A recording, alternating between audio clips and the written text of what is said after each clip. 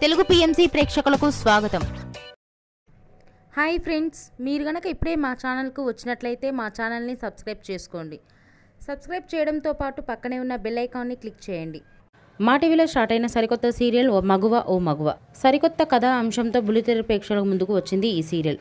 ఈ సీరియల్లో హీరోగా పల్లకిలో పెళ్లికూతురు సీరియల్లో హీరోగా నటించిన శ్రవణ్ కుమార్ నటిస్తుండగా హీరోయిన్గా కృతిక ఉమాశంకర్ నటిస్తుంది. తాజాగా కృతిక తన లేటెస్ట్ ఫొటోస్ని అభిమానులతో పంచుకుంది. ఆ ఫొటోస్ని మనం కూడా చూసేద్దాం.